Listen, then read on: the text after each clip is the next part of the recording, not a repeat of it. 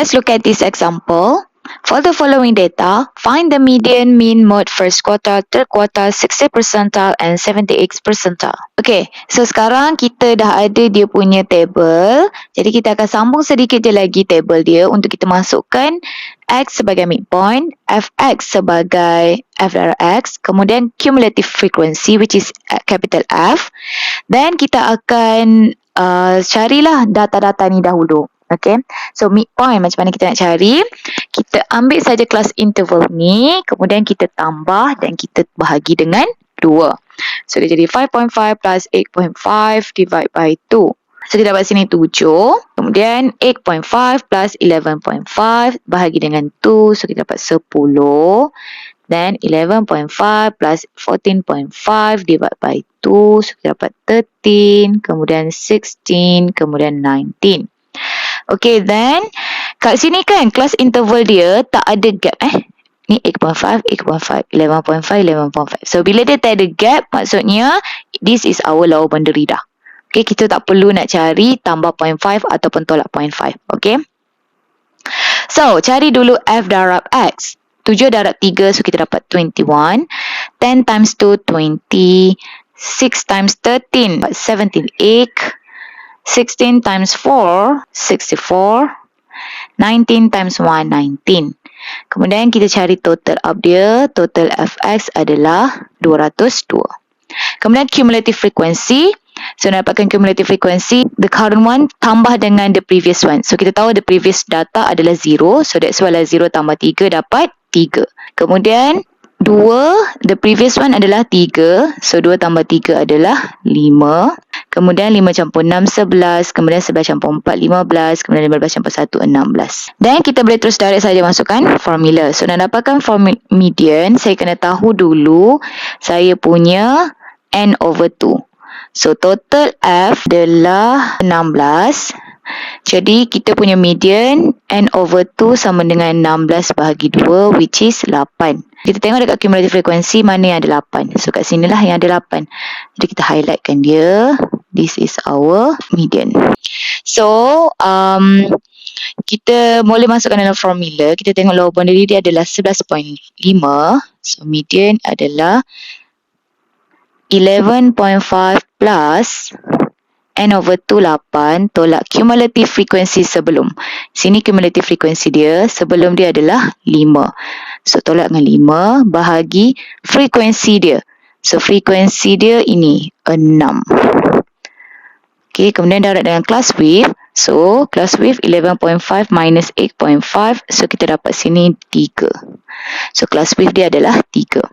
Dan kita guna kalkulator. So, kita dapat sini nilai dia adalah 13. Kemudian nak cari mean. So, nak dapatkan mean, dia kena masukkan dalam formula summation of fx over summation of f. Summation of fx adalah 202. Summation of f adalah 16. So, 202 bahagi 16. So, kita dapat sini 12.63. Okay. Kemudian nak cari mode. Okay, nak dapatkan mode, kita kena tahu D1 dengan D2 kita. So, kita tengok dulu D1. Okay, D1 adalah mode dia tolak dengan frekuensi sebelum mode itu. So, kalau kita tengok dekat sini, frekuensi mana yang paling besar? Frekuensi ini. Okay, jadi mode saya duduk di kawasan yang median ini juga. Okay, so D1 adalah 6 tolak 2. So, dia akan jadi 4. Kemudian D2 adalah 6 tolak 4. So, kita dapat sini 2. Okay, jadi kalau kita tengok kat sini, lower boundary untuk mode adalah 11.5 juga. Tambah D1 adalah 4, D2 adalah 2. So, 4 tambah 2. Class width adalah 3. Just tekan je kalkulator. So, kita dapat sini nilai dia adalah 13.5. Okay, habis sudah mode median. Kemudian nak cari first quartile. So, first quartile, kita kena tahu dulu apa saya punya 1/4 times N dahulu. Okay. Kalau saya nak tengok first quartile saya tu duduk di mana. Jadi untuk dapatkan first quartile, so dia jadi 1/4 times n, which is 1/4 times 16. So kita dapat sini nilai dia adalah 4. So kita tengok, pergi dekat frekuensi, cumulative frequency, mana 4 tu duduk.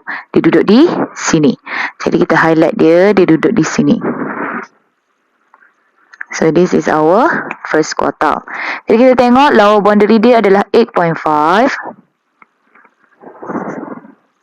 So first quartile is equals to lower boundary plus 1/4 times n minus cumulative frequency sebelum over frequency dia darab dengan class width.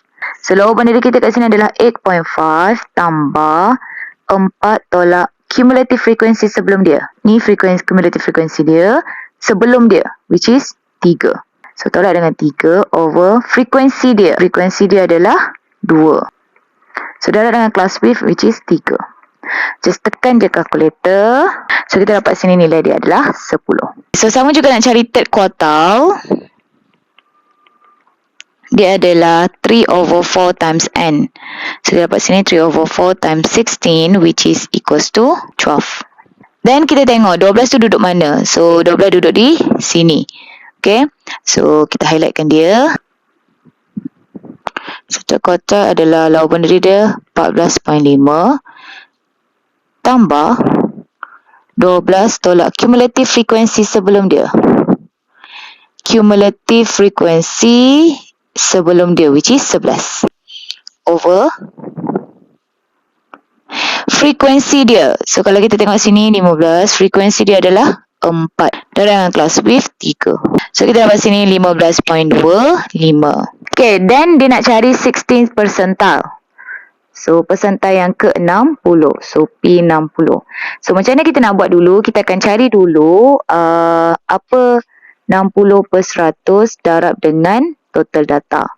So dia jadi sini 60% darab dengan 16. So kita dapat 9.6. So kalau kita pergi dekat sini, 9.6 tu cumulative frequency dia duduk dekat sini.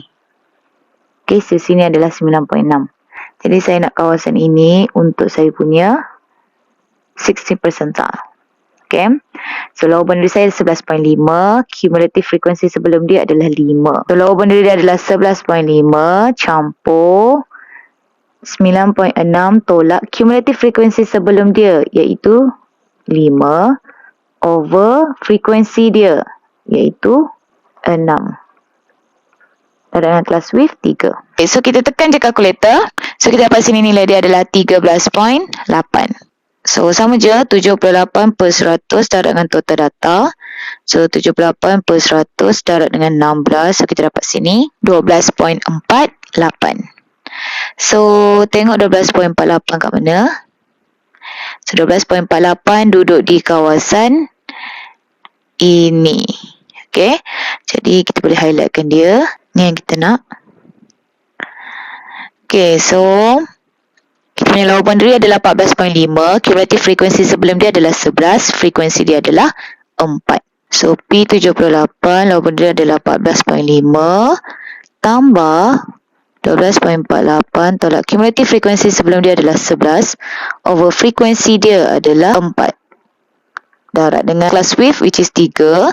So just tekan calculator. So kita dapat sini nilai dia adalah 15.61.